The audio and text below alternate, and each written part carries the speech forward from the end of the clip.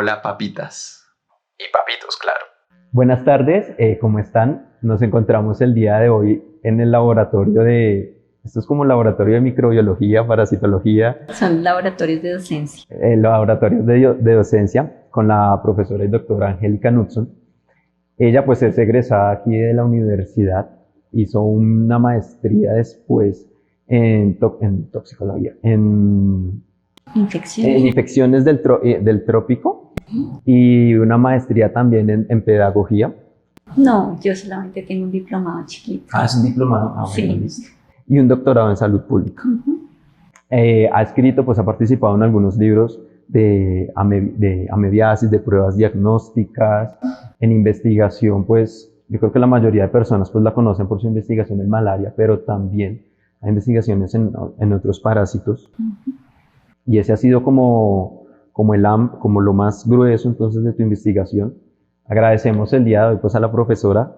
Hola, profe, buenas tardes. ¿Cómo estás? ¿Cómo estás? De verdad que te agradezco mucho porque, pues, estos son, como tú decías al principio, son oportunidades para nosotros en la carrera docente. Uno a veces no se da cuenta de todo lo que hace hasta que le toca contarlo. Sí. Sí, muchas gracias. Bueno, profe, a ti por este espacio, por regalarnos un poquito de tu tiempo.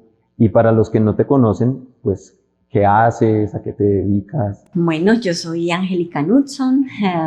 Yo soy docente de la Facultad de Medicina de la Universidad Nacional de Colombia. Como me ha tocado decir en varias entrevistas, yo soy MADEI Universidad Nacional.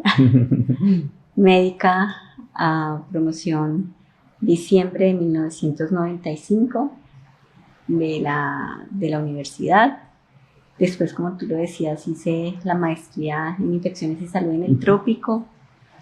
Me picó un bichito por ahí y también hice una especialización clínica en terapias alternativas. Seguí vinculada en la parte asistencial, es decir, atendiendo pacientes, y comencé mi carrera docente en la Universidad Nacional en el año 2006. Ya casi 20 años. Sí, no lo digas.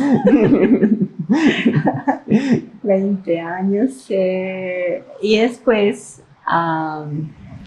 yo no sé si fue necesidad o gusto o qué, terminé haciendo el doctorado en salud pública, complementando la parte académica y docente, pero yo seguía hoy sigo de todas maneras viendo pacientes porque creo que mi base, mi profesión de base, el ser médica, es lo más importante. Me ha gustado mucho mantener ese contacto directo con los pacientes. Sí.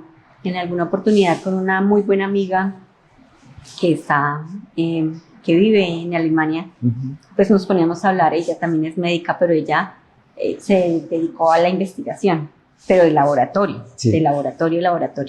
Entonces nos poníamos a hablar, ¿usted qué hubiese sido si no hubiese sido médica? Y yo me pongo a pensar, yo digo, pucha, no sé, yo no sé qué otra cosa hacer. Yo creo que gracias a Dios pude enfocar mi vocación y fui lo que quise ser, ¿sí? Y sigo sintiendo que eso que elegí, pues cuando uno está chiquito uno no sabe qué elegir, pues ese llamadito o eso que llaman la vocación, sí fue correcto. Y qué bueno, porque pues no sé qué tanto se da digamos en tu generación, pero en la de nosotros pues se nota mucho, no vaya a abandonar la carrera, no, es que llegó hasta el último semestre y se nosotros retiró. Teníamos compañeros como ella que terminaron la carrera y definitivamente dijeron, no, a mí no me ponga a ver un paciente, yo no sirvo para eso. Y su hacer profesional pues está más en la parte administrativa, en la parte de investigación, o definitivamente los negocios sí se desvincularon tanto de la academia como de la asistencia, pero terminaron la carrera. Sí. Terminaron la carrera. Porque finalmente estamos en un medio social y cultural en nuestros países, como le dicen los papás a uno, hijito, sea profesional, y ahí usted después mira cómo se gana la vida. ¿Sí? Eso es una premisa muy de la cultura de nosotros, y yo creo que eso sí se mantiene todavía. Sí. Sí, la importancia de lo que uno empieza a terminarlo, sobre todo pues ya estudios después del bachillerato. Sí, pensando en de qué va a vivir. Exacto, justamente por eso, porque casi siempre a uno ahorita le dicen es bueno, o trabaja o estudia, pues para las personas que no tenemos acceso, ¿no? Pues para las otras, casi siempre pues estudiar, pero para nosotros y para muchos de mis compañeros que pues no siguieron la carrera universitaria es eso, o trabaja y ya después de mucho tiempo, ahí sí dicen, venga, si quiero estudiar o ahora sí puedo por recursos hacerlo. Entonces, lo bonito de la medicina que uno se da cuenta es como que abre muchas puertas. Sí, definitivamente, definitivamente. La medicina es la tarjeta de presentación de muchas maneras. Hay que saberla utilizar con respeto, con dignidad. Claro. Sí, es algo que uno tiene que querer y respetar, ¿sí? Porque pues, en la medida en que uno lo haga con consideración, pues va a recibir cosas buenas. Claro, y más no, sino que como carrera pues ese contacto con el paciente y todo, tú que lo sigues haciendo, pues yo creo que no hay de las cosas más gratificantes que ver. Sí, pues, es algo. Yo viví el cambio del sistema de salud, ¿sí? Entonces, nosotros cuando salimos a ejercer la medicina, estábamos ingresando en esa ley 100, donde todo quedó flotando, donde no se sabía quién era quién, cómo funcionaba el sistema. Se consolida el sistema de salud y ahorita nuevamente estamos en un ajuste legislativo en el sistema de salud. Entonces, el pasar del paciente con su definición de paciente, del que aguanta, del vulnerable, al cliente que exige, ¿sí? Es algo difícil. Pero nuevamente, el ejercicio de la medicina termina siendo, pues, como eso. O sea, yo puedo ofrecerle algo de paz, de sosiego, de tranquilidad. Ese servicio, pues es para el que uno fue educado. Sí, claro. Y a mi manera, pues yo como lo he resumido, es aliviar el sufrimiento. Para mí es como mi manera de ver lo que uno hace en la medicina, más allá de la especialización, porque dicen que a veces el problema es que se fragmenta, ¿no? Entonces, sí, claro. La especialización, siempre hacen el chiste en el dedo gordo del pie. Pero yo dije, bueno, pero todas en común tienen que ayudar a aliviar el sufrimiento. Vaya a ver que el que está especializado en el dedo gordo del pie atienda a alguien que está sufriendo por algo de eso. Se va a sentir, si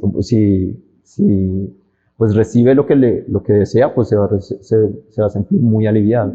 Entonces la medicina, como otras áreas, está ahí muy como al frente de vivir el sufrimiento del otro y también de proveer algunas herramientas pues para ese alivio. Eso ha sido también como mi manera de verla. Y me gustaría entonces, como te había comentado ahorita, que me habías dicho que afortunadamente haber escogido medicina fue lo acertado, le diste el blanco. Sí, porque yo no sabría qué más hacer. O sea, yo no tengo habilidades como veo en mis compañeros que pintan, que cantan, que no sé, tienen otras habilidades. Yo no tengo habilidades más allá del acompañamiento. O sea, bueno, la docencia también es una vocación. En el colegio a mí me asignaban compañeritas para ayudarles a completar la materia, porque pues tenían algunas dificultades y yo me acuerdo en mi casa yo llegaba a tener 7, 8 compañeritas a las que yo les hacía talleres para que pasaran una prueba, un test o el examen final y que no les tocaba habilitar. En esa época a nosotros nos hacían habilitar. Y yo decía, pucha, sí, esa es otra cosa que uno tiene como que es de uno, Ujú. y se le da, y se le da. Como que se te facilitaba el explicar cosas. Sí, sí. Pero pues obviamente, ahí sí, recurso de la personalidad, como hablábamos Ujú. ahora, la exigencia para mí es número uno, ¿sí? Si tú te vas a meter a hacer alguna cosa, la tienes que hacer bien. Y la docencia es algo que Sí, tiene unos 120 personas sí, cada sí, 4 meses en las que está incluyendo de sí. una cierta manera. No puedo y tampoco puedo permitir que sea, que el producto sea cualquier producto. Y eso también son los años, uno aprende a Claro. exigir. Y la exigencia cada vez es mayor. Ujú. Mm. Sí, claro, es ese balance entre, pues, no aislarse como solo ser alguien que da cosas, da No. temas, pero tampoco, no, también nos lo dijo el doctor Caro, es que uno piensa, estudiante, que los docentes solo están como para que pase. Y pues Sí, tampoco va por ese lado la cuestión. Pues ahí, creo que cada materia, entre comillas, es un filtro a su manera, mm, pues de que hay que aprender ciertas cosas, que es lo que se supone en teoría, ¿no? sí. Y entonces, ¿por qué me gustaría saber por qué la niña en su momento, Angélica Knudson, deseó estudiar medicina? Yo siempre he querido identificar ese momento en mi vida. No es muy claro, pero Ujú. yo sí sabía desde muy pequeñita, de tus 5 o 6 años, que yo quería ser médica. O sea, que por qué no lo sé. Ahora, ya cuando veo la historia de mi familia, del lado paterno, una de las hermanas de mi papá era partera en el Pacífico colombiano, en unas condiciones tenaces, pero tenaces. El abuelo paterno tenía una botica también en el Pacífico colombiano, entonces eh, pues era farmacéuta y tenía todos los remedios y toda la estructura de una farmacia muy artesanal para esa época. Mi papá en su vida laboral y profesional se dedicó al trabajo en zonas rurales. Cuando hablo, mi hermano mayor también es médico, cuando hablo con mi hermano le digo, no, es que yo he hecho como 5 rurales o más. O sea, después de mi rural oficial como servicio social obligatorio al final del grado, al final del internado, yo en los diferentes trabajos que he hecho he estado en lugares súper aislados de este territorio nacional y me he vuelto a comportar como médico rural sin serlo. Entonces, cuando yo me pongo a ver y a reflexionar, ¿por qué me he metido en estas cosas? No lo sé, no lo sé. Si en algún momento uno dice, ay, ¿sabe qué? Yo no voy a pelear con la vida, yo voy a hacer lo que la vida me va ofreciendo. Y se fue dando y se fue dando y pues eso es, yo fui haciendo lo que la vida me iba ofreciendo. Todo inició entonces de una chispa así muy tempranamente, dijiste, quiero serlo. Sí, se te muy fueron dando pequeñita. las cosas y afortunadamente pues empezaste la carrera. Sí. ¿Tuviste alguna dificultad para ingresar a la universidad? Yo no sé si es terquedad, porque terca sí soy. Terminado el bachillerato, pues uno compraba, ahorita compra el PIN. En esa época uno compraba el formulario.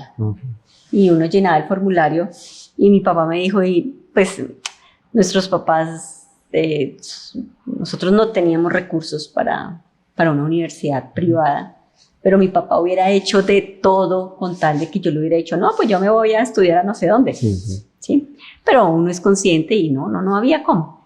Mi mamá sí nos decía con mucha más claridad, si ustedes no pasan a una universidad pública, no pueden estudiar.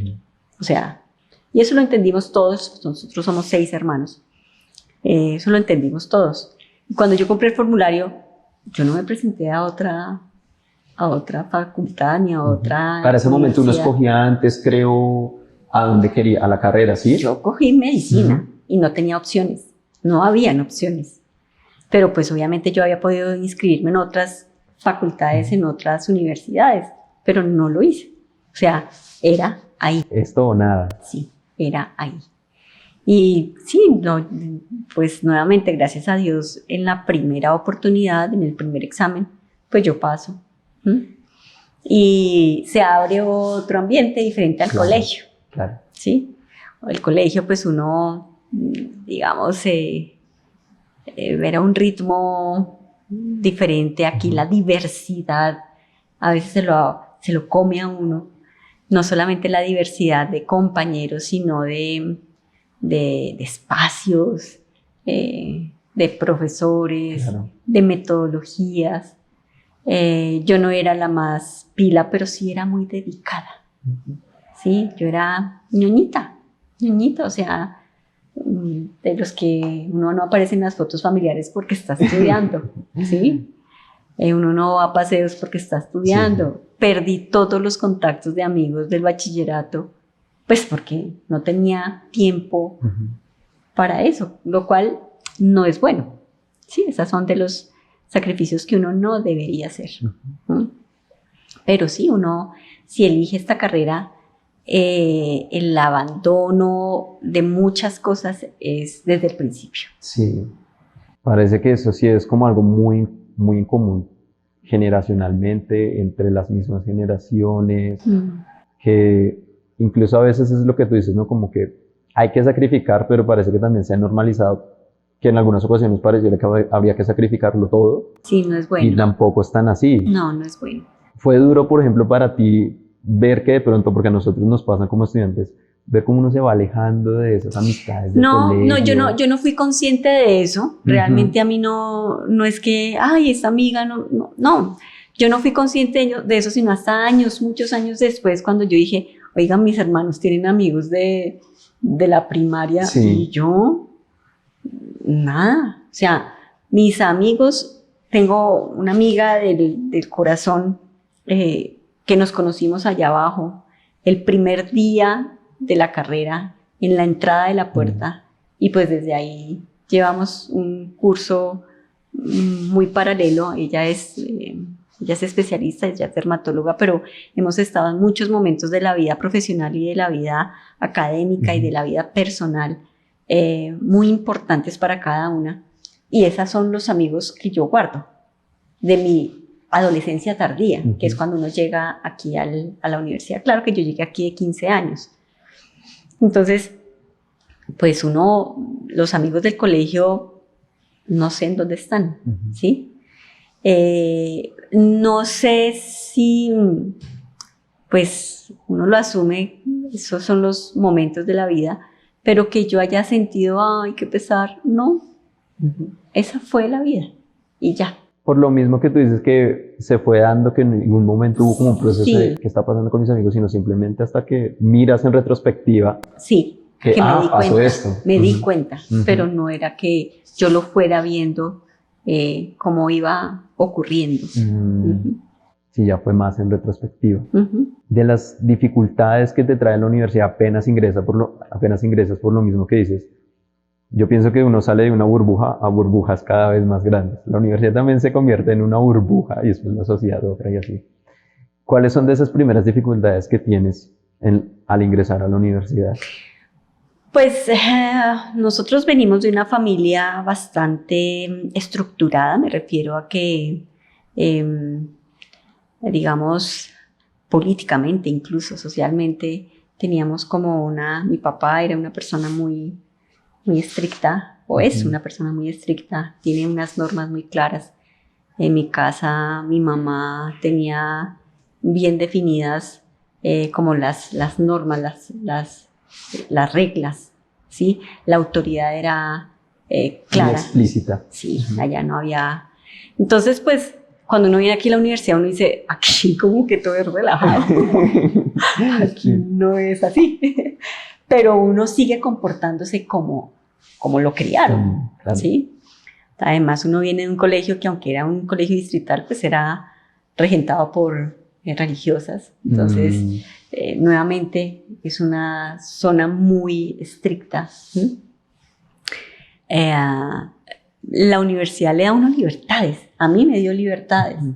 Me dio pues, o sea, nosotros llegamos a la universidad en la década de los años 80 del siglo pasado, con un movimiento estudiantil muy fuerte, una situación política y social en el país bastante particular, que marcó la historia del país.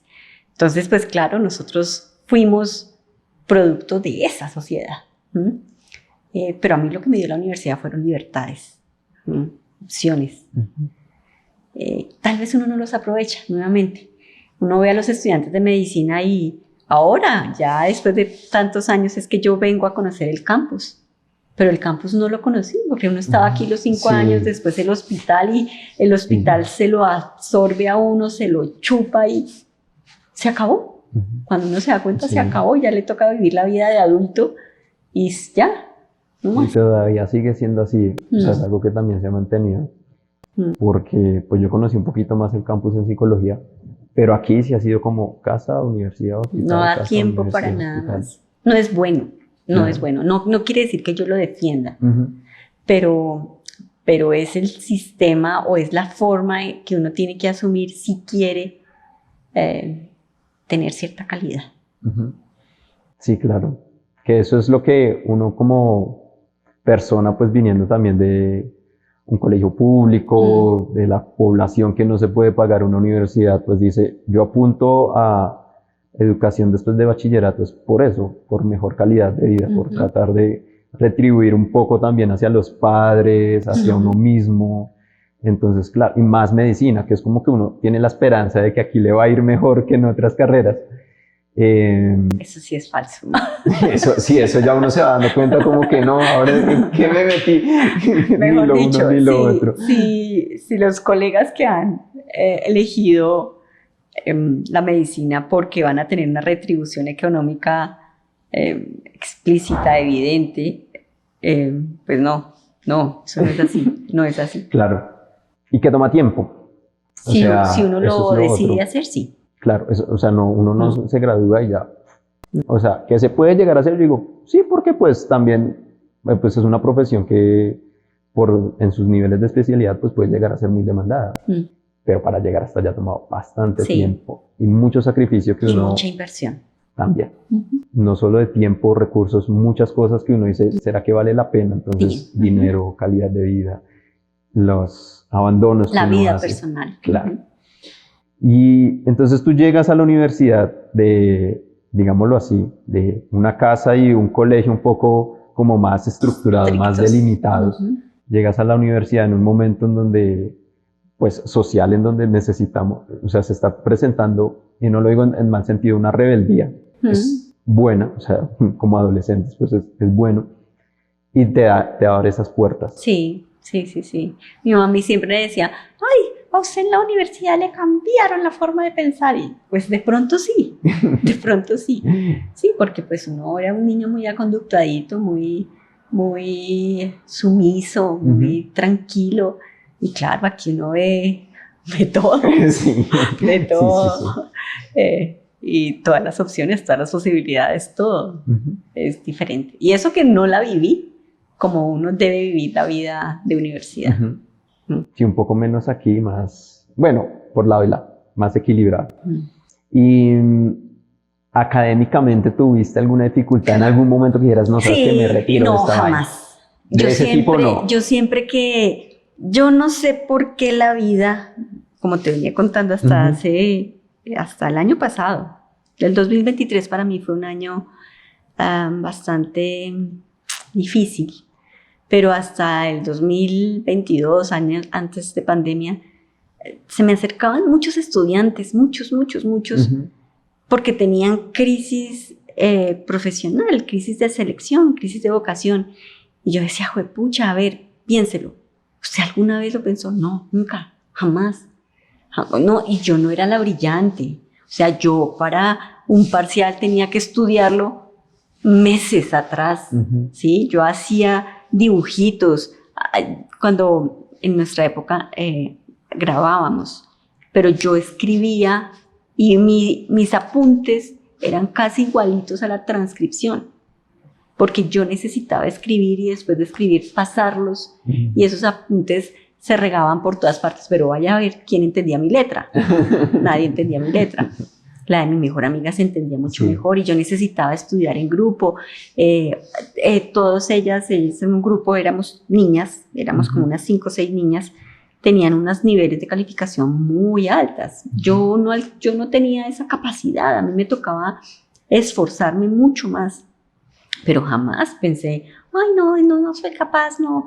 Nuevamente, que en la casa a uno le educaron, bueno, mamita, usted se metió a eso, lo termina o lo termina. Claro. Sí, también por la manera de tu hogar y todo, crianza, entonces allá crianza. o allá, entonces. Sí, para mí eso era claro. Después yo veía así, pues si mi mamá no hubiese sido así, difícilmente nosotros habíamos logrado objetivos, me refiero a mí y a mis hermanos. Son de esas cosas que no son a veces ni tan blancas ni tan negras, ¿no? Uno ve de pronto la autoridad siempre como algo malo, rígido, pero a veces lo rígido puede ser una manera de adaptarse para ante mí ciertas situaciones. La autoridad puede sonar a un poco de facho. Para mí la autoridad es necesaria. Y no es decir, hola doctor, no. Es saber qué significa la jerarquía. ¿Sí? Es saber que ese que está más arriba en un peldaño académico es porque se lo ha ganado, ¿sí? Y es el que tal vez tú vas a escoger como modelo. Entonces, sí, o sea, cuando uno va y mira, personas hay muchas, pero pues esos niveles académicos con los que uno toma referencia, pues son autoridad y hay que respetarla. Para mí eso sí es muy importante. Sí, claro, o sea, lo que veníamos hablando, entonces no es como ni tan blanco ni tan negro en algunas, como dicen por ahí, casi el cliché de que los extremos son malos, y sí, pero en tu caso, ese hecho de decir, con todo vamos para adelante, te sirvió para asumir pues, los diferentes retos que tenías en la vida universitaria. Sí. ¿Sentiste presión en algún momento al ver que, por ejemplo, a tus compañeras les fuera mucho mejor, con más de pronto facilidad, según lo que nos expresas? Pues presión no, yo digamos lo normalicé, era normal, ellas eran chicas muy, muy brillantes, de hecho lo siguen siendo. Yo sabía que yo personalmente necesitaba otro tipo de proceso académico, pero nunca sentí ni desventaja, y además era un grupo que se ayudaba mucho, nos ayudábamos mucho. Entonces, por ejemplo, el sector de Quinta Paredes para mí me trae muy buenos recuerdos, porque allá vivía mi mejor amiga y allá terminábamos reunidas durante todos los preparciales y allá la mamá nos recibía y estudiábamos, ¿sí? Entonces, teníamos como grupos bastante bonitos y bastante fuertes en el apoyo académico. Y claro, eso fue una de las fortalezas grandísimas que tuviste para toda la carrera. Sí, ese grupito de amigas. Y nosotras estuvimos desde como te digo, con ellas, sobre todo, recuerdo el momento en que nos conocimos ahí en la entrada de la facultad, aquí abajo. Y pues sí, seguir toda la carrera. Ella era de la letra C porque es Cortés, yo estaba en la mitad. Aunque éramos grupos diferentes, siempre nos comunicábamos. Oiga, ¿qué hubo? ¿Cómo les fue a ustedes?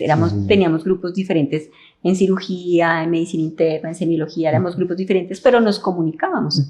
Y yo creo que esa amistad, ese vínculo que uno establece es muy importante. Claro. Y más para los momentos difíciles, en donde uno dice, pucha, no, antes de un parcial, no, esto está patas arriba, no puedo, pero entonces ver que hay un apoyo emocional, pero también académico, como lo mencionas, pues porque las chicas eran súper pilas, entonces muy pilas, eso lo motiva a uno también muchísimo, pues a superar todas estas barreras. Ya después te gradúas, vas al rural, ¿y cómo es tu experiencia en el rural? Nosotros, me voy a ir antecitos, unos semestres antes, porque nosotros somos de los primeros grupos que hace internado fuera de San Juan de Dios. Nosotros nos educamos en el pregrado en San Juan de Dios, pero ya comenzaba San Juan de Dios a tener evidencia de su crisis y no ofrecía un internado de un año. Y nosotros, nuevamente el grupo, ya se unen los novios de mis amigas, queríamos un internado de un solo año y nos vamos a Armenia. Para mí eso fue una dicha, porque allá no habían residentes, no habían estudiantes, y éramos los internos, los hospitalarios y los especialistas. O sea, el trabajo fue impresionante. Claro. Impresionante. Nosotros éramos la mano derecha e izquierda de todos, de hospitalarios, de los, sobre todo de los especialistas. Allá sí fue que nos midieron el aceite, allá supimos de que estábamos hechos. Nuestra escuela era muy buena, pues estábamos la Universidad Nacional y la Universidad del Quindío. En esa experiencia, yo creo que ahí sí uno sabe para qué está hecho. Entonces ahí comenzaron los compañeros que ya sabían a qué presentarse, comienzan bueno, hacemos nuestro rural, todos ese grupo éramos 11, de ese grupo 9 tal vez, 8 o 9 hacemos rural en el Quindío, en los diferentes municipios. El rural también fue una experiencia para mí maravillosa, creo que la haría muchas veces, a pesar de las dificultades, nuevamente el sistema de salud, a pesar de los casos tan dolorosos, tan tristes, tan difíciles en la salud de muchos de nuestros pacientes, a pesar de las pérdidas de vida, que yo me pongo a pensar, ¿qué más habríamos podido hacer? Tal vez nada, pero murieron. Y es ese enfrentar, que para mí sigue siendo difícil, a la muerte, claro, a que somos finitos, a que todo se acaba, así no lo queramos. Y en el momento en que es, no en el que uno define. El rural para mí fue un espacio maravilloso, maravilloso. muy enriquecedor. Sí, y además me lo disfruté, sin saberlo, sin proponérmelo. Ahora en este momento de mi vida ya me propongo a disfrutarlo. Sí. En ese momento no, lo hice muy espontáneamente. Ya para esa época entonces comienzan a elegirse las especialidades, todos eran definiendo su especialidad médico-quirúrgica, y de esos 8 que estábamos allá, regresamos a Bogotá, yo me quedé un poco de tiempo más, ellos inmediatamente terminan el rural, se vienen y nos comenzamos a presentar, y todos pasaron a especialización médico-quirúrgica, menos yo. Entonces ahí dije, algo está pasando. Y como les he dicho a muchos, yo de puro despecho, porque eso fue un despecho, eso fue una tusa. O sea, todos terminaron haciendo su carrera, y yo no quería, estaba mamada de hacer urgencias, de hacer turnos, comenzaban las EPS, la lucha con la EPS era una vaina desgastante. Entonces, que tú eres médico prioritario, sí, entonces hoy te toca aquí, mañana te toca. Yo paseaba por Bogotá, yo comencé a trabajar en una de esas EPS, Cruz Blanca, horrible, se quebraban, y entonces el sueldo de uno quedaba a merced de la EPS. No, yo no quería hacer ese sistema, o sea, yo añoraba mi rural porque era mi hospital, y mi hospital era mi casa, y era mi patrón, y yo era dueña de mi hospital, y yo organizaba el servicio, y teníamos equipos de enfermeras buenísimos, y los extramurales eran muy buenos, y como a nadie de los médicos les gustaba ir a hacer consulta en vereda, a mí me mandaban y yo iba y hacía, usted no va, listo, usted me hace el turno de esta noche, pero yo le hago la consulta de toda la semana, ¿sí? Era un equipo muy diferente que ya no se tenía en Bogotá. Entonces, por allá alguien me dice, ¿se está necesitando médico en la Sierra Nevada de Santa Marta? 1998, primera incursión paramilitar. Y yo dije que sí. Por el despecho, por ese despecho. No me quedo varada. Despecho. Yo no quería ver a mis compañeros. Ahí sí, ¿cómo se dice? Yo triunfé, yo fui feliz, yo lo logré. Pero yo no conseguía hacer lo que pues era el objetivo de ese momento. Inicialmente te habías presentado. Sí, yo me presenté 5 veces entre medicina interna y radiología. Ahí sí a diferentes universidades, incluyendo la Universidad Nacional. Y no pasé ni siquiera a entrevista. Entonces dije, aquí pasa algo. Sí, son 5, o sea, y ninguna entrevista. Entonces, claro. Sí. Y estando en la Sierra Nevada de Santa Marta, donde yo creo que pocos médicos han ido, poco blanco, sí, porque es territorio indígena, yo estaba en pleno resguardo, pero nuevamente con la situación militar. Las primeras incursiones paramilitares de la zona ocurrieron ahí en las estribaciones de la Sierra Nevada, en los límites del resguardo indígena. Pues sí, era una situación política y orden público tenaz. No habían celulares, ¿sí? A mí me enchuspaban en una comisión de salud 21 días por allá, en una comunidad lejana en la Sierra Nevada, que en muchas oportunidades tocaba llegar caminando en 3 o 4 jornadas de caminata de 8 horas y pernoctar por ahí en cualquier lado para volver a caminar al otro día. Yo decía, pues sí, uno está hecho de algo, si uno se aguanta esta vaina y llegar y atender, o sea, las manos, no tenías nada más, tus manos y lo que sabías, nada más. Pues claro, ahí es donde uno se ve para qué está hecho y si eso le sirve o no le sirve. Claro.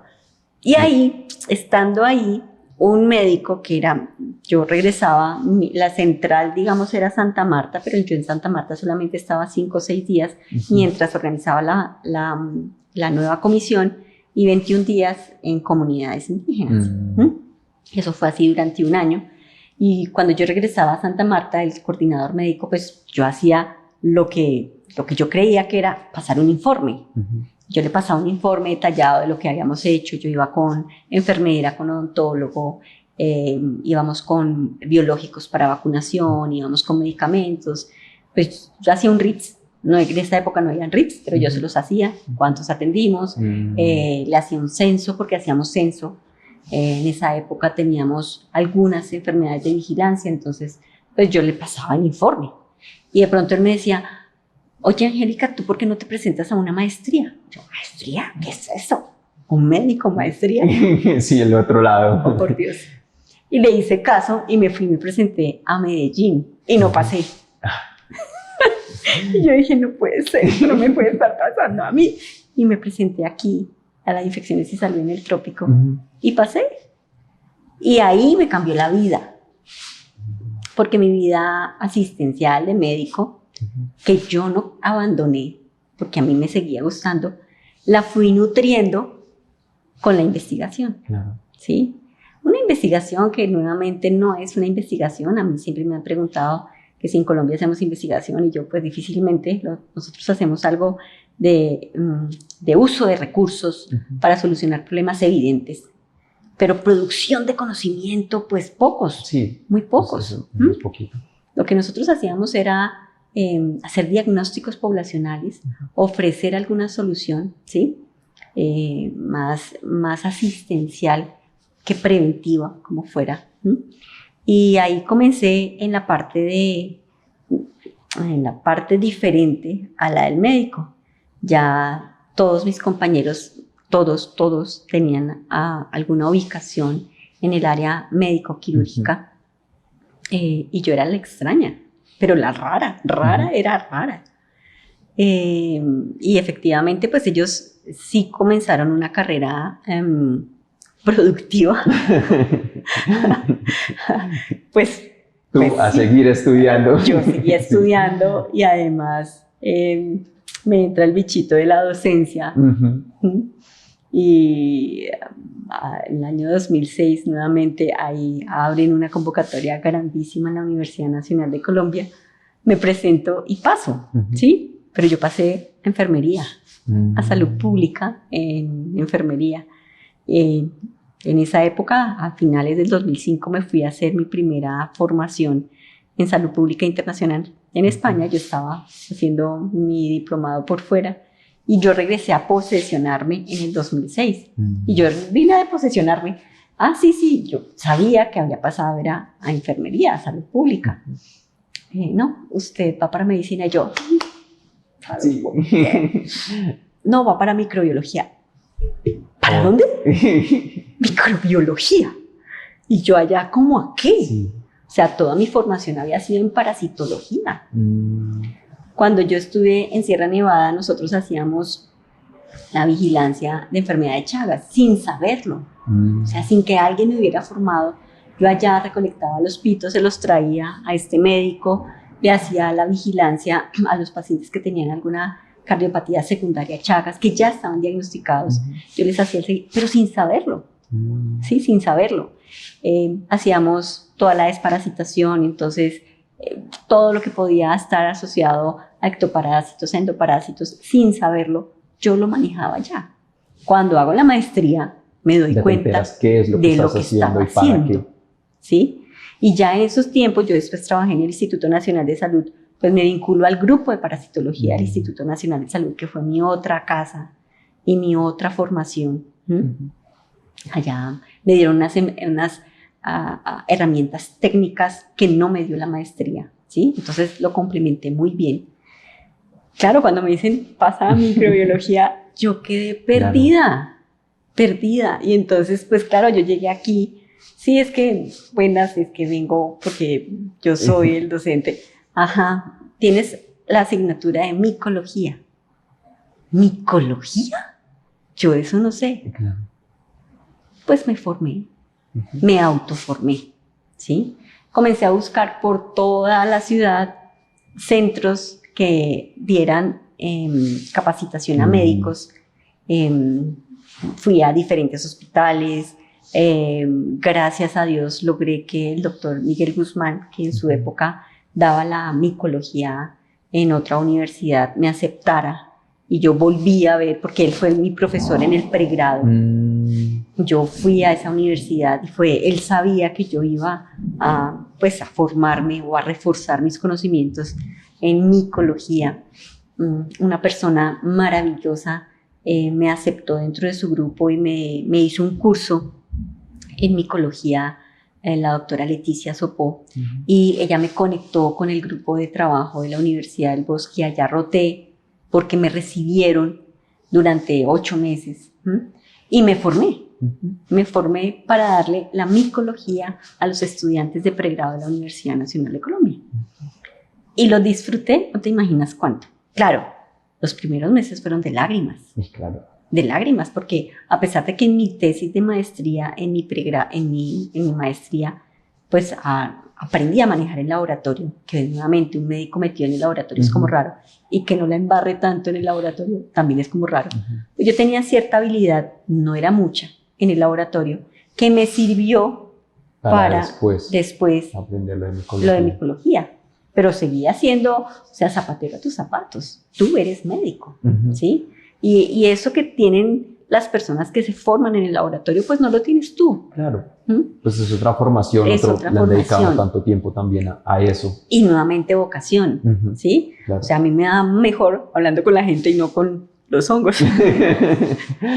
Pero bueno, lo hice. Estuve ahí haciendo micología durante casi 8 años de la carrera docente.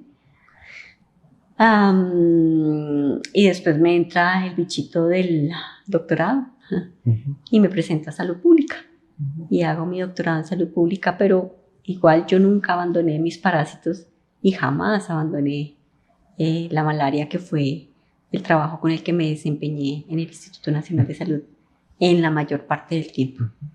Entonces, ese interés por la parasitología y por la maestría en infecciones viene de ese encuentro de la vida. Fue un encuentro de la vida, ¿sí? Porque en ese momento yo dije, yo ya no me pongo a hacer lo que yo considero que es, sino que dejo que la vida me vaya mostrando y voy a hacer lo que la vida Cuando me dijeron, sí, es que está necesitando un médico allá en la Sierra Nevada, camine, ¿dónde es que es? ¿A quién es que tengo que llamar?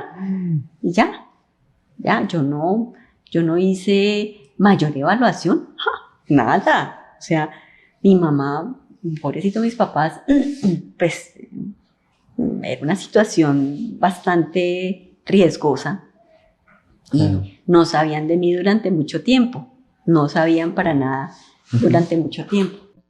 Entonces, la preocupación, claro, de no saber que estabas en una zona en donde podría pasar algo. Y sin comunicación. Claro. Sin comunicación. Entonces todos decían, pero si usted es médico, ¿usted qué hace por allá? Es esa percepción cultural, ¿sí me entiendes? O sea, los médicos están para atender en consultorios, en hospitales. ¿Usted qué hace por allá? O sea, ¿cómo se le ocurre? Pues sí, allá estaba yo. Yo estaba haciendo lo que la vida me iba presentando. Y desde ese momento seguía haciendo lo que la vida me iba presentando. Cuando llegué acá y me dijeron micología, pues está bien, a ver, hago micología. No sé qué hacer, pero me lo busco. A pesar de lo difícil que fue las primeras veces. Lágrimas. Esas sí me tocaron lágrimas. Lágrimas que yo no sabía qué hacer. Yo no tenía ni una clase montada. Yo no tenía ni idea que era un programa para estudiantes. ¿Eras la primera vez de experiencia como docente ya un poco más formal? Como docente, hombre, allá en la Sierra Nevada a mí me tocó ser docente de los promotores de salud. Como nuevamente, toda mi vida me ha tocado ser docente. Sí.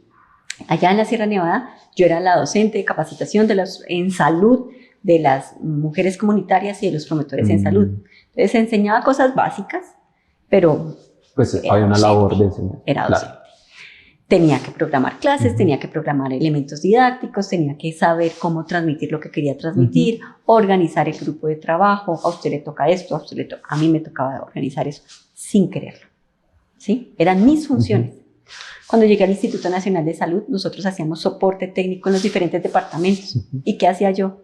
Iba a ser docente de los médicos, bacteriólogos, biólogos que trabajaban en las secretarías departamentales o municipales de salud o en los laboratorios departamentales de salud pública. Nuevamente, docente. Pero en el área de parasitología. Sí, claro. Entonces, pues claro, cuando me dicen micología, qué hijo de madre, venga a ver qué tengo que hacer.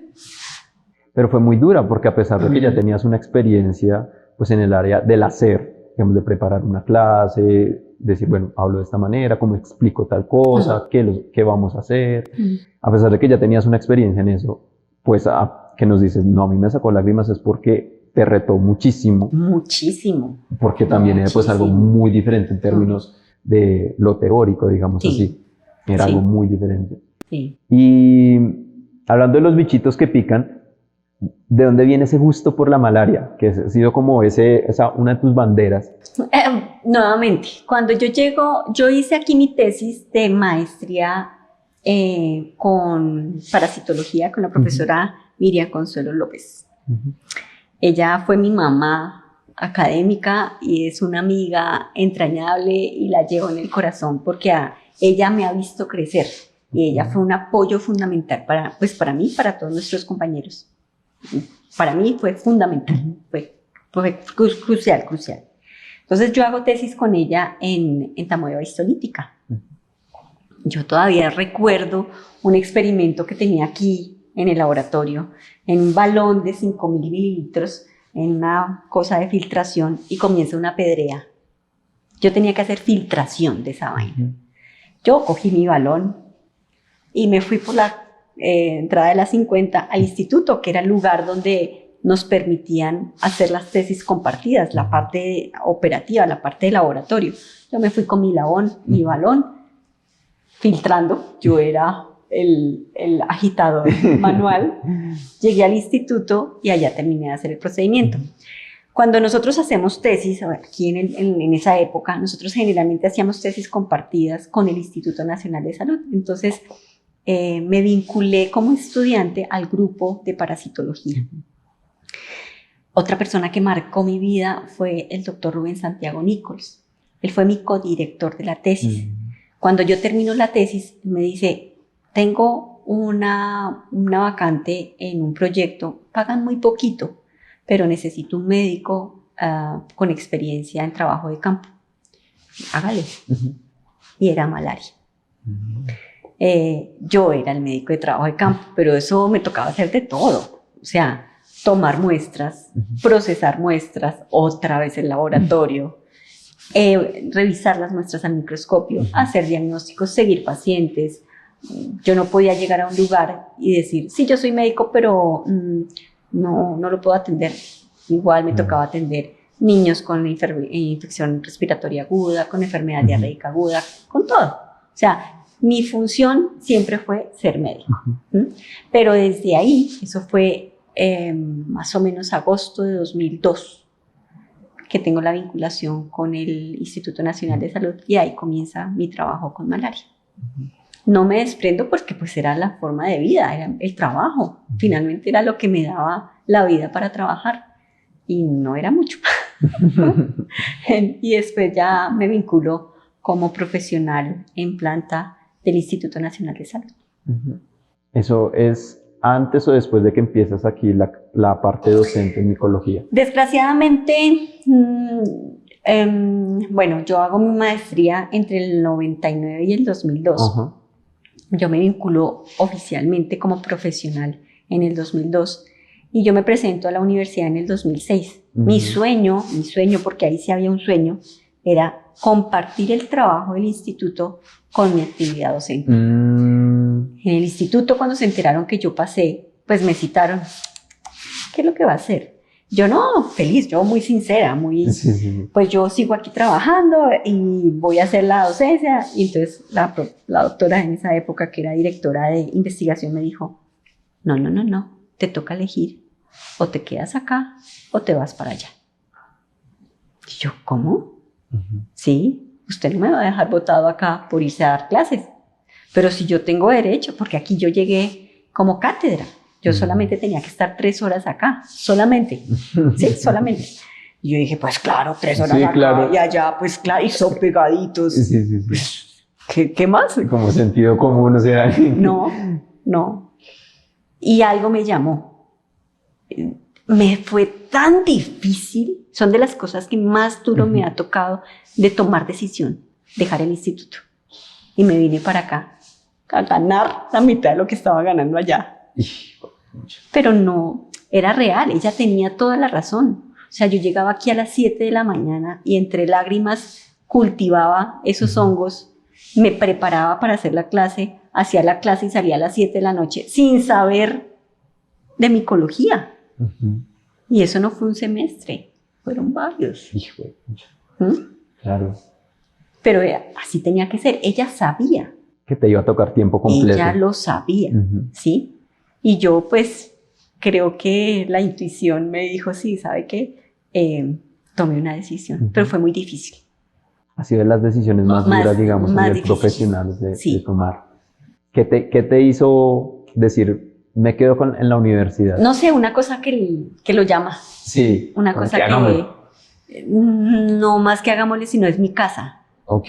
Es mi casa. Ok. Yo a la universidad le debo todo. A la universidad, y además era un honor pasar de ser estudiante a ser docente. ¿Sí? A decir, pasar de decir yo estuve ahí, poder decir yo estuve ahí. Sí, y era la oportunidad de decirle, le puedo ofrecer lo que usted me enseñó a los que se están formando. Sí. Sí, era la manera de retribuirle. Claro, y que aquí, no sé, a mi manera de ver, no es mágico, pero... No es mágico. Es real, pero uno no es tan tangible que esto lo paga la sociedad. ¡Claro! Entonces... Los impuestos. Claro. Entonces, claro, es una manera de decir, la sociedad me brindó esto, algo muy bueno, porque pues la calidad siempre ha sido como de lo de primera, y decir, quiero hacerlo para las otras personas que también quieren disfrutar de esto. Sí, de buena calidad. Nuevamente ahí estaba la formación de mi casa, exigencia. Exigencia, o sea, yo no podía dar cualquier cosa. Para mí era necesario, a pesar de que yo no sabía de dónde, no sé cómo, pero iba a ser de buena calidad. Eso es muy bueno y pues es necesario también en esta profesión. No tanto atarse al ideal de hacerlo perfecto, pero al menos sí tratar de buscar hacerlo lo mejor posible con lo que se tenga a la mano. Muchas veces tú decías, y lo sabrás más que yo, que en el rural pues habrán muchas personas que pudieron haber tenido otra vida si hubiera habido los recursos Sí, claramente. o la tecnología. Sí, sí, sí. Entonces, pero al menos uno no le queda como yo hice dentro de lo que estaba posible. Sí. Ujú. Entonces es muy importante, pues, no solo también en medicina, sino pues, en otras profesiones, siempre decir, bueno, no hacerlo perfecto, porque pues eso también a veces es un ideal, pero tampoco irse al lado mediocre, salgamos Sí. del Ujú. paso, pues porque hay otras personas que van a sufrir las consecuencias de lo que uno hace. Exactamente. Y entonces esa etapa de dar micología, pasar de parásitos inesperadamente a dar hongos. Yo no abandoné mis parásitos. No, no, no, no. Yo era consciente que aquí tenía solamente 3 horas diarias, 15 horas a la semana. Mi otro tiempo era mío, ¿sí? Okay. Pero igual, a pesar de que era mi otro tiempo mío, pues la exigencia me obligaba a estar aquí mucho más de lo que mi vínculo laboral exigía. Pero yo seguía trabajando con mis parásitos. O sea, yo seguí colaborando en diferentes grupos con la profesora Consuelo, con el doctor Nichols. Yo hacía asesorías. Mejor dicho, yo no abandoné mi parasitología porque ahí sí, como me preguntó hace 8 días un compañero, ¿a ti te gusta? Yo, me encanta la parasitología, me encanta. Yo no la hago porque me toca, a mí, yo le encuentro el gusto, ¿sí? Se vuelve más que un trabajo, es no un hobby, sino es esa pasión. Sí, me encanta, me encanta. Entonces yo nunca la abandoné y pues por supuesto en el departamento de microbiología, ay, es que usted es de parasitología, pues sí. Sí, la verdad sí. Yo seguía haciendo algunas clases, algunos laboratorios me pedían que les acompañara y yo les acompañaba con todo el gusto. Sí, no lo puedo negar. Yo seguí vinculada con mis parásitos. Y es hasta el semestre pasado en donde ya te desvinculas de microbiología, hasta este semestre. Ya dices 2 del 23, ahí sí, nuevamente, yo en otras oportunidades había pedido el traslado a salud pública y había ido a hablar con los decanos y sí, muy bonito, pero no se puede. Y en esta oportunidad, de un momento a otro, me llama el director del Departamento de Salud Pública, oye, Angélica, ¿te interesaría ser parte del grupo de parasitología? Yo, ¿cómo así? Pues sí, que te traslade. ¿Estás hablando en serio? ¿Es verdad? Sí. Y me pasan sin haberlo pedido yo directamente. Obviamente, yo sí lo hice previamente, pero en esta oportunidad salió motivado del departamento. Y es hasta ese momento que lo puedo hacer oficial. Pero igual sigo colaborando. Se volteó la carta, ¿no? Sigo colaborando en microbiología porque igual dejé pues algunas cosas que hice con muchísimo gusto y que me siguen gustando hacer. Que a la final también te terminó gustando. Claro, yo le encontré el gusto a muchas cosas, aprendí mucho de la profesora Marta, de la profesora Aura Lucía, de la profesora Miriam Navarrete. Ellas fueron, o sea, uno llega con un bagaje, con una capacidad académica, pero el trabajo lo termina de formar, a las buenas o a las malas, depende cómo tú lo asumas. Sí, claro. Pero sí, ellas también fueron profesoras para mí. Que es... nunca sé lo que tú decías, ¿no? Yo como docente pues empecé más o menos hacia el 2006 como formal, pero desde niña incluso uno está haciendo esas labores de enseñanza o aprendiendo también, siempre está eso. Y pues en lo laboral tampoco va a ser el ambiente en donde no vaya a pasar, claro, siempre va a haber alguien que, como tú dices, hay una jerarquía, entonces, y te enseña de buena manera o no lo hace bueno, pero siempre va a haber un espacio de ese intercambio de información del que sabe más al que sabe menos o el que sabe menos, retroalimentando. Entonces, algo que te nutrió muchísimo haber entrado a microbiología. Sí. Un departamento bastante heterogéneo, con muchas personas con una formación importantísimas, que son referentes a nivel mundial. O sea, yo le digo a mis estudiantes, ustedes no saben el recurso humano que tienen en este departamento. Microbiología en la Universidad Nacional de Colombia está hecho de personas con una formación excelente, ¿sí? Son profesionales de muy buena calidad, ¿sí? Hay que saberlos aprovechar. Este lujo no se lo dan todos. Claro, y también es lo que decíamos ahorita, ¿no? Que uno pues ya, pues aquí entre 120, 130, uno, somos muchos, pero las personas que no pasaron somos como el 1% sí, de todos los que sí, intentan. señor. Entonces, pues claro, es que uno a veces no lo ve como estudiante ya después hacia el final, uno como que, pues pucha, básicas, nosotros también ya la transición, uno dice, pues pucha, básicas, no ve eso, ¿no? Sí, como ese no es recurso. consciente. Claro, no. Incluso viéndolo también, yo a veces siento que la misma estructura académica hace a veces difícil esa interacción. No lo digo por el docente en sí mismo, sino por el uno tengo que estar cumpliendo. Entonces, Sí. A veces es muy difícil pensar en, pues yo admiro mucho a los compañeros que hacen investigación aparte y todo esto, porque yo digo, ¿a qué horas? ¿Cómo hace? ¿Cómo hacen? O sea, ¿qué estarán, yo lo que pienso es que estarán sacrificando? Eso sí, evidentemente. Sí. O son de la parte derecha de la curva de lo normal que entran dentro de las personas superdotadas y les facilita también. O son personas que están sacrificando muchas Sueño, cosas. tranquilidad, familia. Entonces, ese es uno de los problemas que a veces la misma estructura no deja aprovechar el mismo recurso docente más allá de la cátedra de la clase. Sí. Y dentro de la docencia, pues lo suelo preguntar porque pues a veces sí es como un punto de inflexión. ¿La pandemia supuso nuevos retos para ti dentro de la docencia? Sí, es evidente. La pandemia nuevamente me exigió aprender. Se me dio fácil. Tengo que confesarlo. O sea, yo veo a mis compañeros, no, una clase de cómo vamos a hacer. No, yo no sé por qué me daba una clase por internet. Pues sí, hágale. Hagámosle una clase en internet. ¿Que están o no están? No sé. No es mi problema, pero yo me la monto y me hago la manera para que participen, ¿sí? Muchos recursos que yo no tenía en mi cabeza, los aprendí. Con cierta facilidad algunos, con alguna dificultad otros, pero los aprendí, ¿sí? ¿Cuál es mi problema ahorita? En estos momentos siento que la diferencia generacional es cada vez más fuerte. Y mi comunicación con los nuevos estudiantes que ingresan a quinto semestre es muy difícil. Ese va a ser un reto para mí. Yo siento que es más fácil para mí adaptarme que ellos adaptarse. ¿Sí?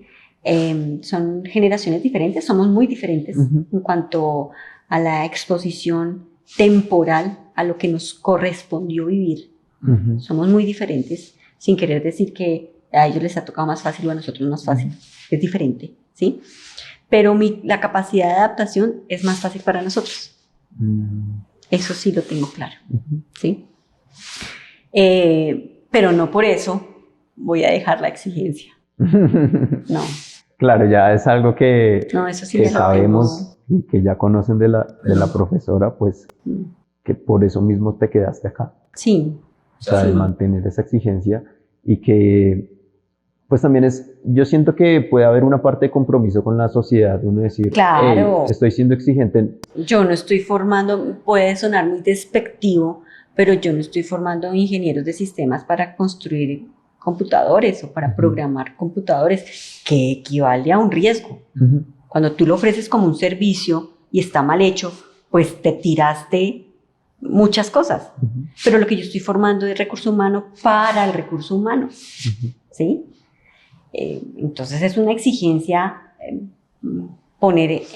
tratar de aterrizar a estos muchachos en el sentido en que pues van a enfrentarse a ambientes súper competitivos, de hecho, entre ellos son muy competitivos, pero la exigencia laboral es cada vez más, ¿sí? Ambientes que les requieren habilidad y les requieren pensar y analizar, ¿sí? Y pues yo creo que tengo la responsabilidad de contribuir en la formación de esa habilidad.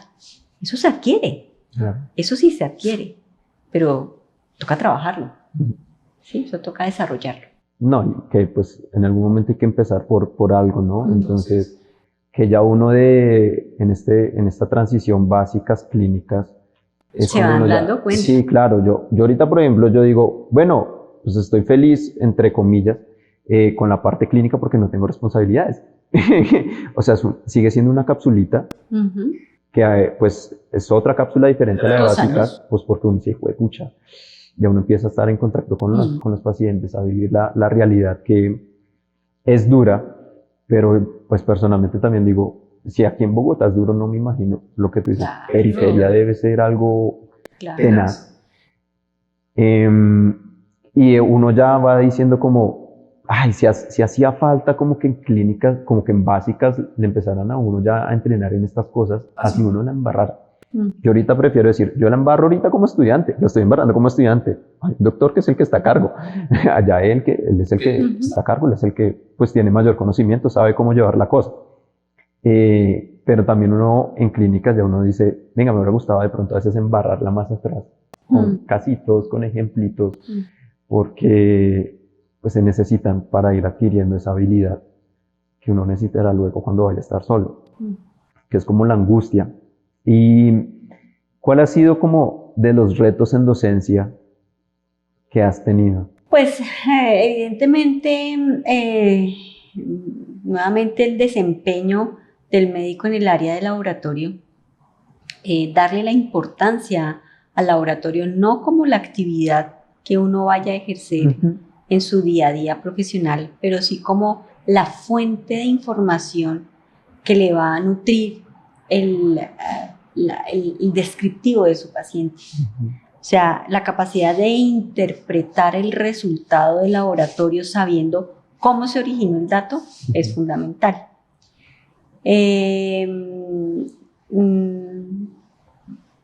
Tratar de volverlos amigos del laboratorio desde ya y no esperar a que sean medicina interna o gineco, donde uno pide un examen y espera que el examen le resuelva la vida cuando no es así, ¿sí?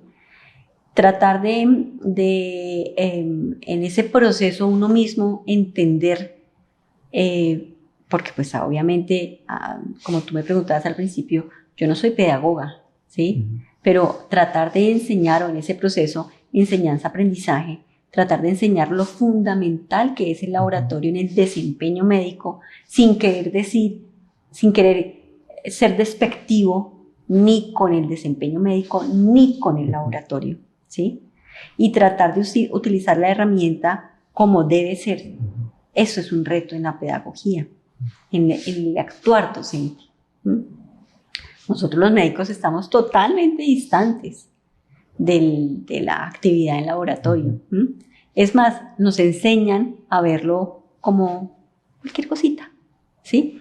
De forma muy secundaria, terciaria, ¿sí? Ahí. Y sacar de esa convicción en el proceso de enseñanza es difícil. Ese ha sido uno de los retos. Y lo que te decía ahorita, tratar de entender las nuevas generaciones, de buscar las herramientas para mejorar la comunicación, de buscar hasta el lenguaje. Es que yo ya no sé si lo que yo digo me lo entienden. Yo ya no sé si la estructura de comunicación verbal y escrita es suficiente. Eso es un reto. Y yo creo que es un reto bastante grande porque pues uno, lo que refleja de esa comunicación con el laboratorio es la interdisciplinariedad como lo esencial. Claro. Que pues de pronto antes el médico sí como que, pues yo creería que porque el conocimiento no era tanto, pues podría apañárselas mucho como en muchos lados. Pero ahora con la cantidad de conocimiento se hace más necesario no uno saberlo de todo, sino más bien pues saber de uno, pero saber comunicarse con el resto y entender cómo habla el resto. Porque eso es lo otro, ¿no? Pues que cada profesión tiene su propio como lenguaje. Sí. Y entonces en este caso es saber entender qué me está diciendo el laboratorio, qué me está diciendo la persona que hizo el laboratorio, a nivel del conocimiento, ¿no? Entonces es algo fundamental y que es difícil ir aprendiendo también, pues porque no hay como hace parte del currículum oculto esto de la interdisciplinariedad, Sí. medicina. Piso 1, o sea, uno sabe que son esos salones y ya, pero entonces aquí no es la facultad de medicina, sino ya dicen, no, no, ahora no sé cómo, facultad de las ciencias de la salud, que quieren llamarla así, es porque, oiga, aquí habemos más, no solo somos medicina. Y en el campo laboral, uno es cuando se da cuenta, yo por ejemplo viniendo de psicología, que es como, dentro de mis prácticas nunca me comuniqué con un médico, ni siquiera o sea, la que era mi directora de prácticas, pues sí se hablaba con uno y otro, pero llegaba ese reporte.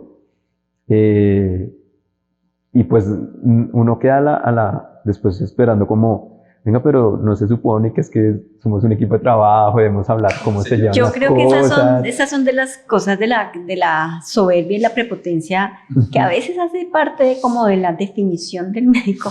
Por favor, no espero ser dañina con el comentario, pero sí, uno tiene cierta cualidad que lo hace creer que es diferente. Y bajarse y buscar apoyo en otras ciencias y buscar apoyo en otras áreas de conocimiento le cuesta un trabajo. Claro. Y darse cuenta que uno no es el todopoderoso ni el todo, sábelo todo, tampoco, ¿sí?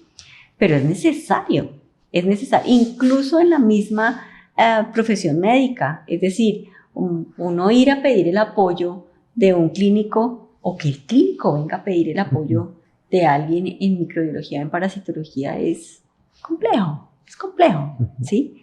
Pero es entender eso, estamos enfrentando problemas en salud que requieren abordajes multidisciplinarios. Claro. No hay nada que hacer. Claro, y a la final el que se beneficia pues son las personas. Uno, aprender uno de ingeniería. Exacto. Cuando le dicen, no, es que hay que construir un acueducto. Construir un acueducto.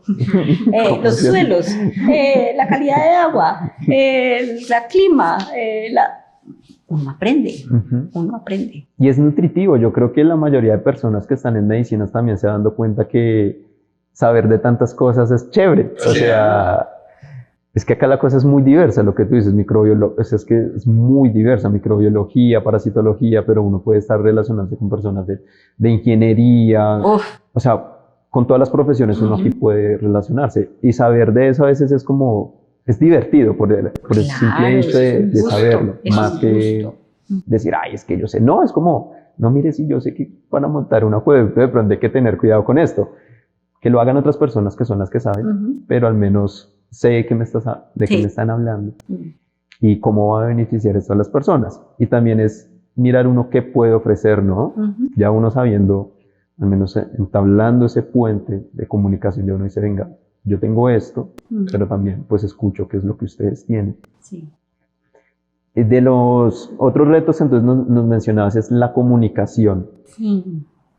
¿Cuál sientes que es la dificultad, digamos, exactamente en cuanto a comunicación? ¿Te refieres a ese proceso de cuando estás dando la clase que lo que tú dices que sientes que no sabes si te están comprendiendo o no?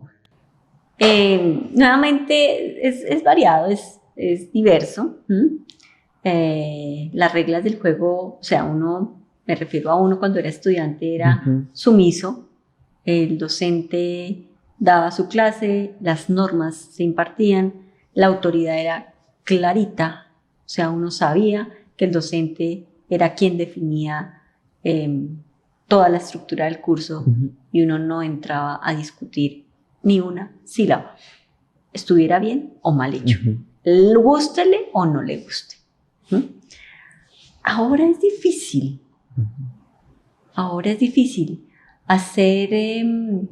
hacer explícita la libertad de cátedra es complicada.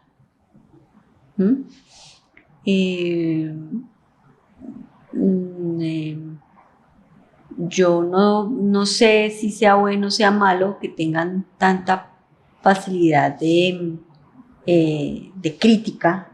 Uno quisiera que fuera un poco de crítica más bien propositiva, pero muchas veces uno siente que la crítica es un poco negativa, malsana, dañina frente al docente.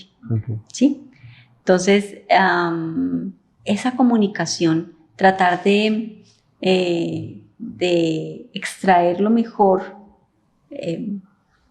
de esa retroalimentación que a veces no es tan propositiva, tratar de hacer los ajustes en beneficio de su quehacer docente para uno es un poco complejo. De ahí parte yo siento que eso es comunicación, ¿sí? Yo siento que de ahí parte el problema, o pues el centro de la dificultad. Como lo principal, Sí. lo que se llama.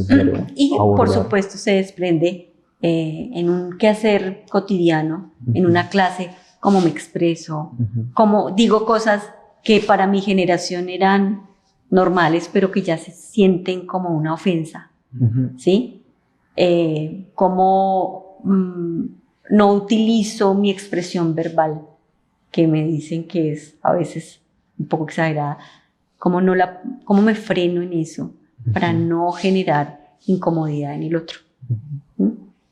Difícil, o sea, porque es a veces, yo no me acuerdo si se llamaba así, pero en psicología hay algo que es como la teoría de la mente, y es intentar yo saber qué es lo que piensas tú. Es casi imposible. Y además de eso, modificar mi comportamiento con base en lo que pienso que piensas tú. Sí, es sobre todo eso. Es tratar de hacer las modificaciones necesarias para que no se vea afectado la calidad docente, ¿sí? Pero que yo también pueda llegar a lograr la empatía con ese otro, que pues es el recurso de mi trabajo, ¿sí? Claro. Es sencillamente la persona que... Un poco jugar con malabares también, tratando de mantener ese equilibrio entre la exigencia, pero ahora a esos espacios de escucha del otro. Como tú dices, ¿no? Antes era como muy jerárquico y no había esa posibilidad de escucharte. Ahora, pues lo hay. Sí, ahora también se va al otro lado. Que yo lo pienso que, como te lo dije ahorita antes de iniciar, yo creo que son las dos, tanto la libertad de cátedra se convierte en un arma de doble filo, como también la crítica estudiantil se puede convertir en un arma de doble filo, en donde si todo se vuelve negativo, entonces, pues donde queda la horizontalidad, porque también yo creo que el solo hecho de yo dar comentarios destructivos, entre comillas, pues no está generando un nuevo espacio. No, y... A la final no se está generando ese nuevo espacio que a mí me gustaría generar, sino simplemente está mal. Se convierte más bien en un espacio de señalamiento, más que de construcción. Entonces, jugar con esas dos cosas, esa libertad de cátedra y también como uno como estudiante, pues saber cómo decir las cosas, también, uno también de adolescente a veces es atravesado con ciertas cosas en el lenguaje. Y como tú dices, puede que tenga o no tenga la razón, pero ya a veces en la manera en que uno dice las cosas ya puede marcar límites. Pues porque al final uno no deja de ser humano, entonces no va a tolerar ciertas cosas. Entonces es bastante difícil. Sí, ahí hay que sacar recursos nuevamente, de las características de la personalidad para adaptarse. Y uno se adapta. Nuevamente, se adapta siempre y solo si, sin sacrificar la parte importante. Es un proceso, lo hemos venido sintiendo, gracias a Dios no soy la única que lo siente. Cuando uno escucha, tengo compañeros que trabajan en otras universidades, es un sentir muy, muy característico de esta fase, de las personas que tienen mi edad, mi recorrido, con los estudiantes de ahora. Y sí, hay necesidad de sacar algunas herramientas de la personalidad para lograr el fin último de buena calidad. Como docente, ¿cuáles son de las cosas que, digamos, con estos retos te has pensado que te gustaría dejar como docente? Más allá de pronto del conocimiento teórico de decir, bueno, les estoy exigiendo para que ustedes sepan lo que yo considero que es importante que sepan. ¿Qué más te gustaría dejar? La interacción humana. Somos una escuela, lo digo por el tipo de formación médica, en la que estamos muy centrados alrededor del conocimiento. Pero cuando se enfrentan a un paciente al que hay que darle la noticia y que no soporta, que lo niega, que se deshace en llanto y uno no sabe si irse, si consolarlo, si decirle tranquilo, no se preocupe, ¿sí? Esa parte humana sí me parece que es necesario comenzar a inculcarla. Así en estos momentos no vean pacientes, solamente figuras o casos o ejemplos, ¿sí? Pero que se comiencen a imaginar cuál es el actuar desde el ser humano, ¿sí? Que también involucra es en su participación como elemento en un grupo de trabajo, ¿sí? No es solamente ir a trabajar porque hay que desarrollar un cuestionario, sino cómo es mi desempeño como ser humano en ese grupo de trabajo. Eso es difícil.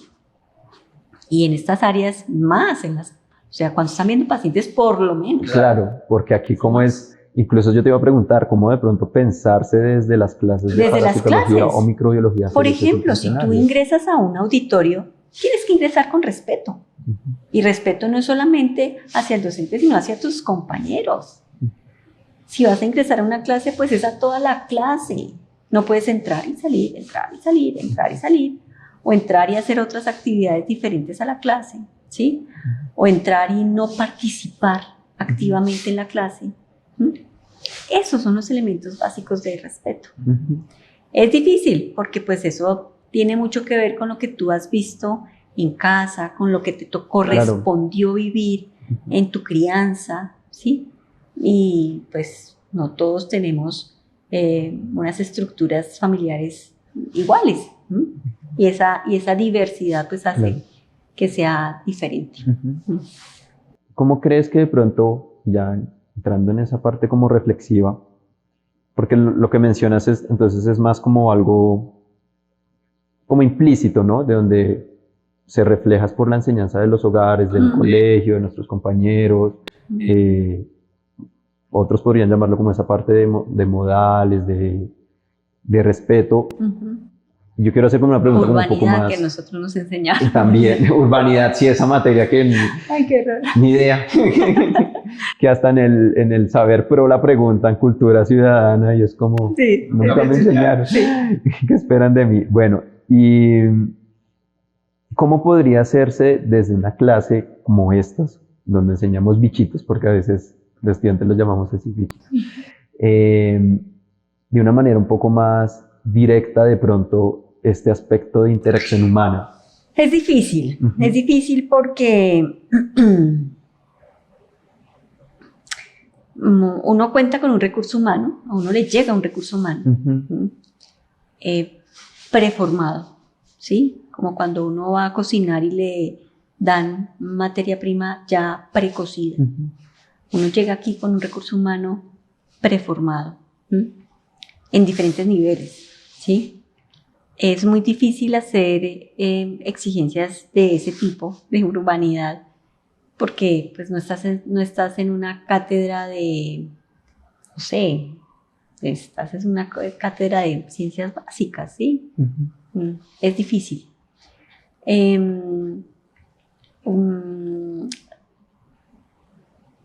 Tal vez ahí el apoyo en la oficina de bienestar pues es fundamental. Y yo pienso que uno de los elementos más importantes es el ejemplo. O sea, el trato que yo recibo, yo espero que lo que yo doy, como yo me expreso, como yo me relaciono, pues eso sea lo que yo recibo, ¿sí? Entrar a los salones, saludar, pedir la palabra, excusarse si tiene que abandonar el salón, tratar de ser cordial, de tener buena vibra, ¿sí? Si uno ve eso en sus modelos docentes, pues de pronto lo puede tratar de replicar. Sí. Pero es muy difícil. Claro. Es muy, muy difícil. Claro, porque siguen estos siendo escenarios de de un poco de, no tan explícitos, de donde yo te estoy enseñando, sino más de que estamos esperando que todos nos comportemos. Y nuevamente es el ser humano. Claro. No es el profesional, es el ser humano. Claro. Y eso sí que es complicado, porque el ser humano no es solamente, como te pasó con el maletín de la guitarra, no es lo que está por fuera, es lo que tienes adentro, ¿sí? Es como te han enseñado a reaccionar. Claro. ¿Sí? Tú puedes reaccionar a una chanza con 4 piedras y con agresividad. Puede ser, ay, sí, tan chistoso, pasemos la hoja, no me gustó su chanza, ¿sí?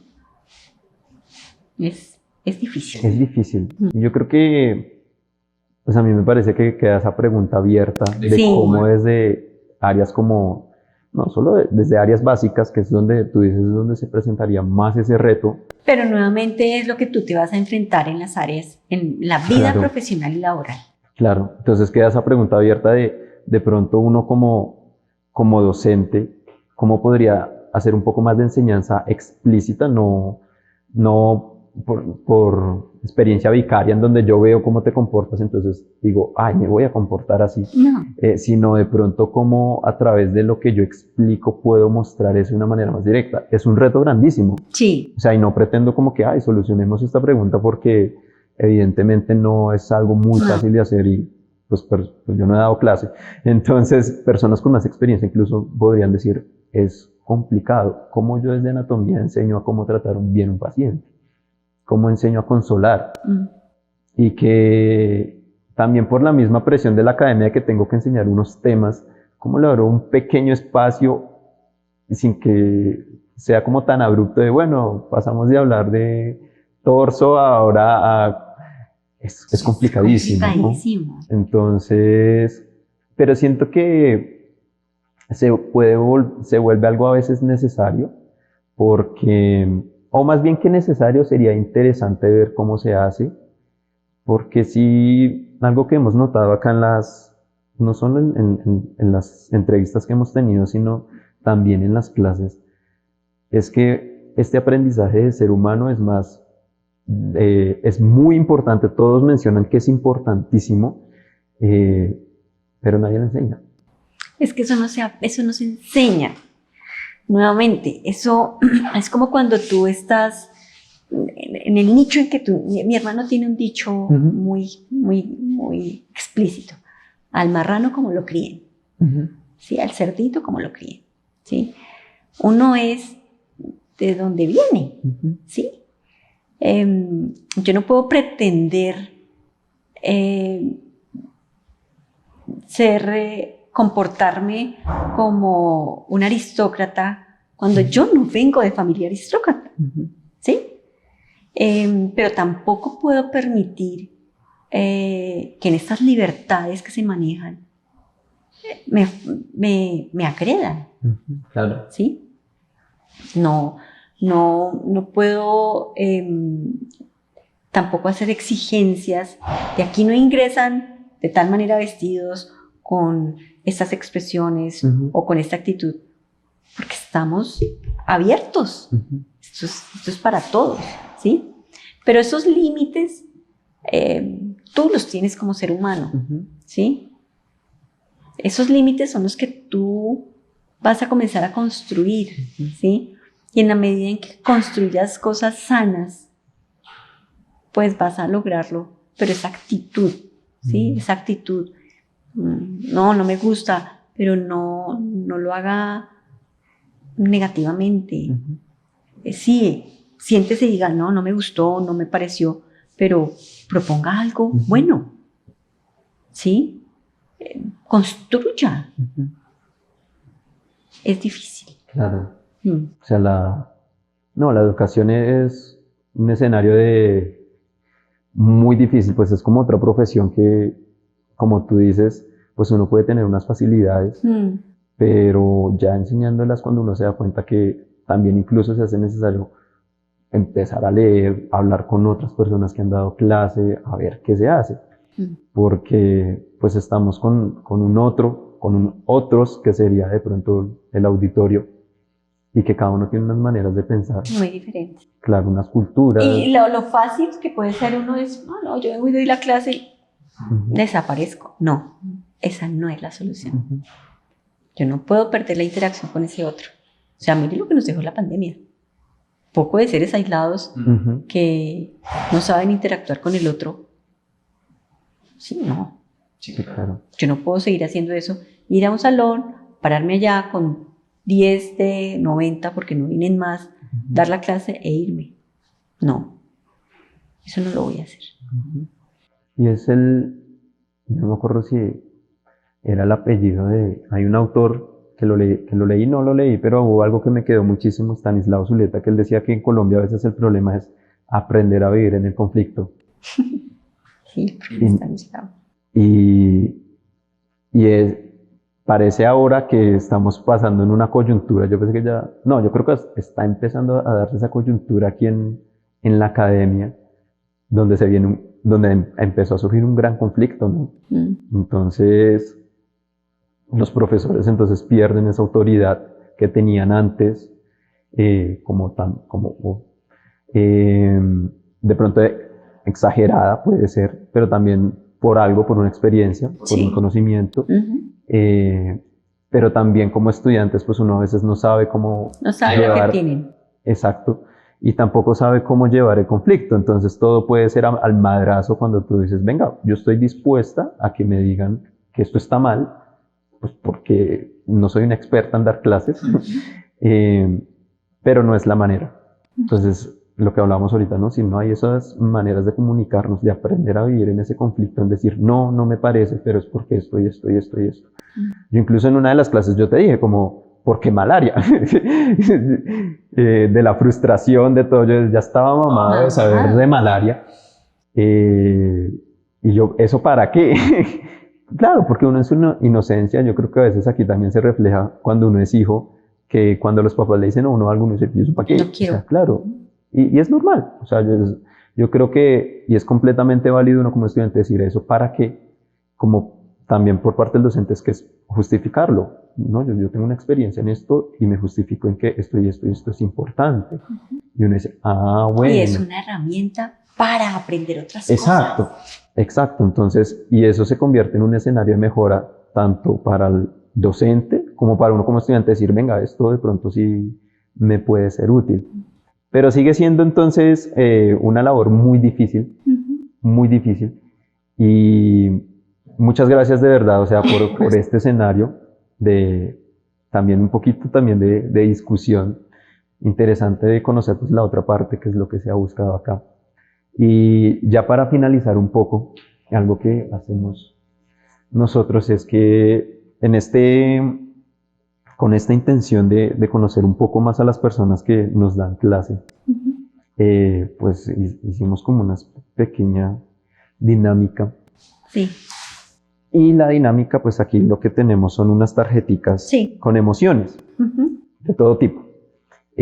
Con el ánimo de decir también, a manera personal, de que no, para mí no hay emociones negativas ni positivas, sino que todas a veces nos ayudan a superar diferentes cosas y todas son válidas. Lo que a veces no puede ser válido es lo que hacemos con las emociones, ¿no? Entonces, pues si agredimos a alguien por estar irados, pues no. Pero es válido sentir ira, a veces decir, esto me desborda. O pararse e irse. También. Entonces, tenemos aquí muchas emociones y pues te solicitamos que escojas una, la que tú quieras. ¿Las puedo ver? No. O sea, al azar. La que quieras, exacto. Tengo que barajar. Si quieres. Lo que me ha pasado en la vida. Y nos cuentas eso, al final, pues la idea es que firmes la emoción que te haya tocado, de manera de decir, venga, hubo otro docente que también le tocó esto. Nos ¿Arrepentimiento? Una experiencia en la que te hayas sentido arrepentida. ¿Arrepentida? Yo creo que de nada. Arrepentida. Arrepentida. Pucha, no.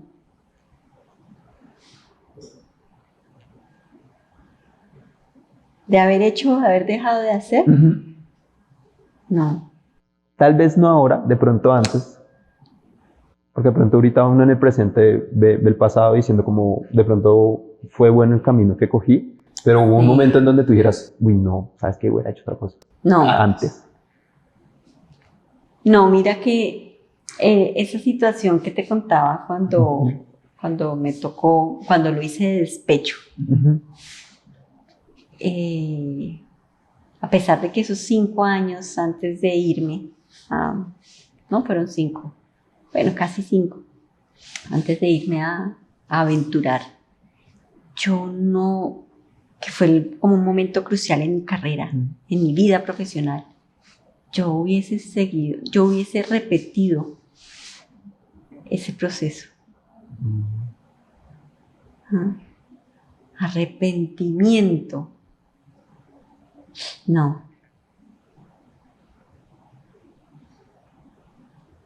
yo hubiese... Tengo no sé si es bueno o malo, asumo generalmente las cosas. Cuando tomo las decisiones es porque las he masticado, no porque las haya hecho de un momento a otro, no, sí. Las he masticado. Y como uno decide, y no todo el mundo va a estar feliz con lo que uno decidió, yo asumo. Claro. Sí, van a haber unos que, otros, pero venga. ¿Qué le pasa? Pero venga, ¿qué? Pues sí, esa fue mi decisión. Y lo asumo. No son las mejores decisiones, ¿sí? Pero son decisiones.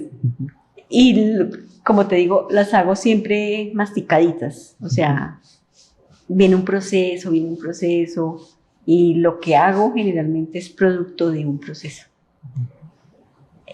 No siempre sale como uno quiere, pero no por eso te arrepientes de haberlo decidido por lo mismo, porque tuviste tu proceso de decir, venga, estoy bajando lo bueno, lo malo, las decisiones, y a la final pues le hago. Hágale, que no van a estar contentos todos, ni siquiera uno, con el resultado, pues sí, pero ya. Pues lo asumes asúmalo, y ya. Y pase la hoja, ¿sí? Creo que en ese sentido el arrepentimiento no lo tengo como elemento en mi forma de concebir la vida, ¿sí? No lo exploro. No. Bueno, está bien, sí. Está bien. Sí, yo creo que por lo que tú dices, ¿no? Al uno tratar de meditar las decisiones muy importantes, esas decisiones. Sobre todo las decisiones importantes. Claro. No como cuando uno ahí dice, ay, hubiera pedido otra comidita, el helado no estaba tan rico. Sí, de pronto hay un tris de arrepentimiento, pero digamos en estas importantes al uno decir como, venga, miremos todo, y así hayan cosas que no me gustan, por ejemplo, el hecho de pasarte acá con un salario menor, no, lo hago. Entonces ahí ya se vuelve como muy difícil después en retrospectiva decir, ¿me arrepiento? Pues no salió como quería, pero estoy a gusto conmigo misma, pues porque lo hice y tuve unas razones, y tuve unas razones para estar aquí. Entonces pues tomo lo que me trae y pues lo que no, pues siguiente. ¿Listo, profe? Muchas gracias por este espacio, de verdad. Aquí gracias a ti. En el frío sol de Bogotá. No, cambiante. Nos tocó desde lluvia hasta un atardecer que debe estar divino. Sí, allá. Cuando yo llegué, mi laboratorio quedaba en el segundo piso, donde es la sala de informática. Eso era lo más bello que yo tenía. Yo llegaba muy a las 7, me metía en ese berraco laboratorio y el sol se ponía entre los árboles y yo decía, esto es un espectáculo, esto es bellísimo. Y eso sacaba por lo menos de contento. Por subir otro piso. Aquí en la universidad hay buenas vistas, o sea. Sí, bellísimos. Estamos privilegiados. No sé si hay algo que quieras comentar ya para finalizar, algo que quieras dejar. Hacer estos balances es importante, como te decía, uno no se pone a pensar nada de esto con el tiempo, uno es que se da cuenta de lo que ha hecho. Y gracias por la oportunidad. Esto es una oportunidad que de verdad les agradezco mucho porque pues uno nunca se pone a hacer estos balances uno mismo, sino hasta cuando le toca que uno dice, sí, hay otras maneras de ver la vida, espérese tantico, serénese, mire, sí hay otros caminos. Bueno, profe, muchas gracias de verdad por este Gracias espacio. a ti. Y gracias Muchas a todos. Gracias, profe. Hasta una próxima. Gracias.